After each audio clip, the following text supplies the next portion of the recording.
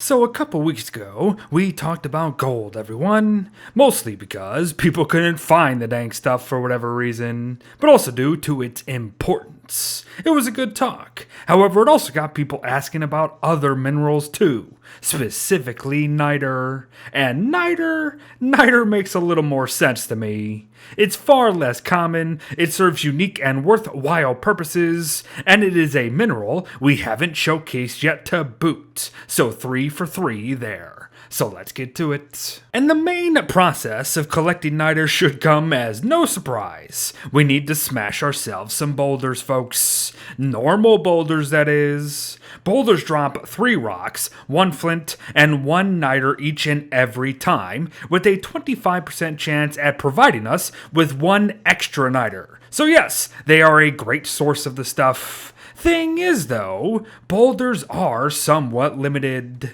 But their initial spawns aren't. We just saw the Rocky Lands, chock full of the things, so that should be your first destination if you indeed have a Rocky Lands biome, that is. That said, a mosaic biome with its hodgepodge turf ain't a bad choice either. Then, interestingly enough, our savanna biomes may have several boulders dotted about as well, so make note there. The Dragonfly Desert is typically home to a collection of hound mounds surrounded by all sorts of boulders, so there's that. World generations could spawn hound or tall bird fortresses that are both home to tons of boulders too.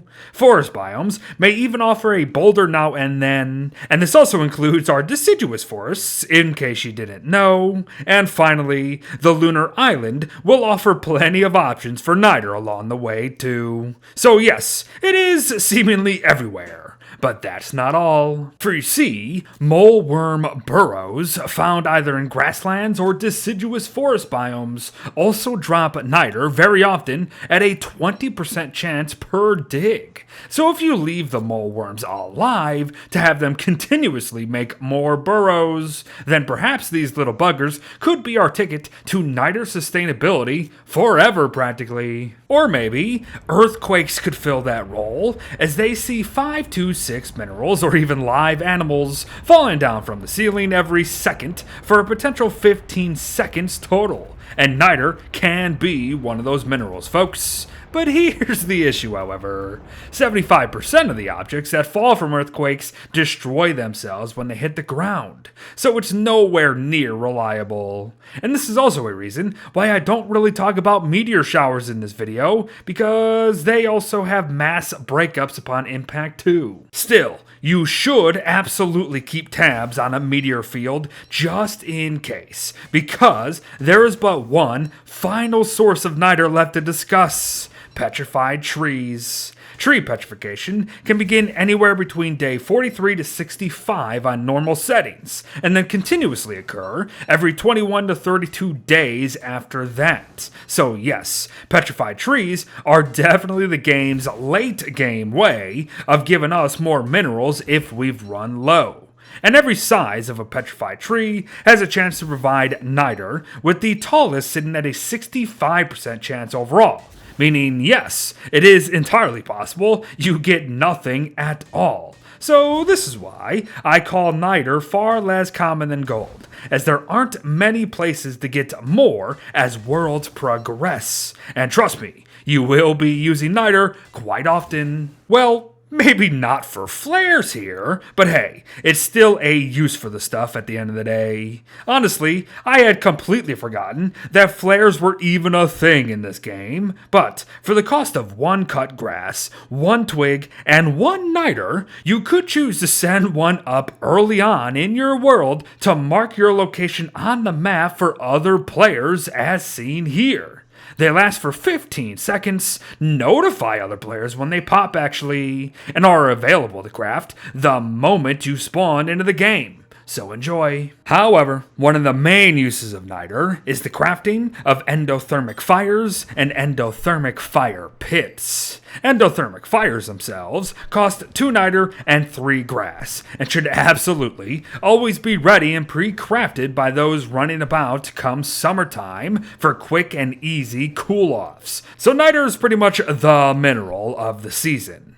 But endothermic fire pits, on the other hand, are really for base or temporary setups near antlion or other farms, perhaps, for when we're just visiting things for a prolonged time during the season, of course. But both cool us off, and the latter is just more efficient fuel-wise over the former. Plus, fires turn to ash, while pits remained place. Yup, very important, but I think self-explanatory, really. But perhaps booster shots are not, as people continuously ask me all the time about getting back lost health following death. So then, allow me to say once again that booster shots will do just that for you and restore 25% of your lost maximum health at the cost of 8 rot, 2 niter, and 1 stinger. So get to it, and good luck.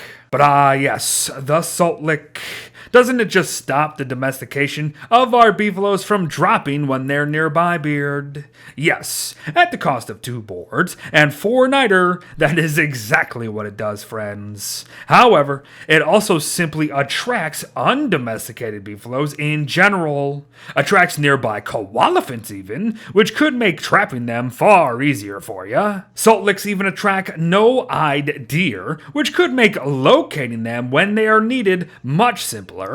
And finally, Volt Goats even hop their way to a salt lick now and then as well. So it will be up to you to decide what you do with all this information. But speaking of Volt Goats, Niter is further needed for one of the more underappreciated weapons in the entire game, the Morning Star. 1 Volt Goat horn, 2 electrical doodads, and 2 niter for a melee weapon that deals 43.35 damage at its base due to its electrical damage multiplier, but ups that to 72.25 damage against wet enemies like tentacles, worms, and depth worms, due again to that electrical damage modifier, folks. Plus, the Morningstar not only provides light when wielded, it also loses durability when held as well, and not throughout combat. Great stuff. But hard talking about death-bringing tools without talking gunpowder. Yet another craft that will be in need of at least 1 niter per craft overall, mind you.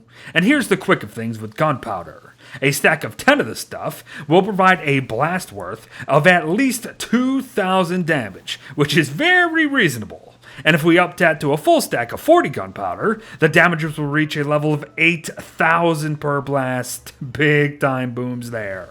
But word of warning, however, using too many explosions on bosses too quickly won't work, as they have built-in resistances that last for 10 seconds. So, it's better to stick to 1 stack explosions at a time at first. But moving on here to an entirely different type of boom, bath bombs. Craftable via 1 of the 3 celestial altars under the celestial tab, a single niter plus some loon tree blossoms lead to some pretty interesting stuff. For you see, a bath bomb's main purpose is to be used within hot springs on the lunar island to accomplish 2 things themselves. Heat up springs to not only attract salamanders, but also ripen them, and to lead to said springs becoming glass come a full moon, which in turn allows us to renew moon glass on the surface, folks. Fantastic stuff there, and all accomplished through niter. But that's not all.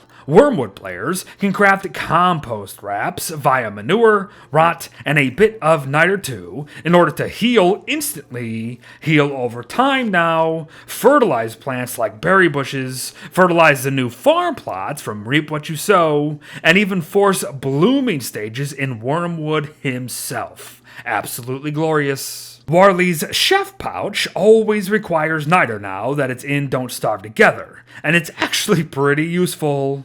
It's not only available right from spawn, but it's a cheap backpack that offers 6 slots total, yes, but can hold most anything a backpack can, and even slows down the spoilage time of foods placed within it by 1.33 times. It is a portable fridge, really, so take advantage. And lastly, Winona's generator. In short, it not only costs niter to build, but also needs niter to keep it fueled. So while it may be more cost effective over the generators, it's definitely a niter eater at the end of the day, and I'm not sure if that's always worth it. Still, 2 niter for 100% fuel ain't too bad. It just depends on how many machines are connected to it, I suppose. But there you have it, everyone. A mineral guide on niter within Don't Starve Together here. I really don't think I am overselling things when I say that niter is one of the most important minerals out there. So I do hope this video helps you not only appreciate it, but also obtain it now for yourself. Again, do watch those meteor showers if mole worms and petrified trees aren't really working out for ya. But thanks for watching, folks. Well wishes to all. Smash, smash. And I'll see ya in the next one. Bye-bye.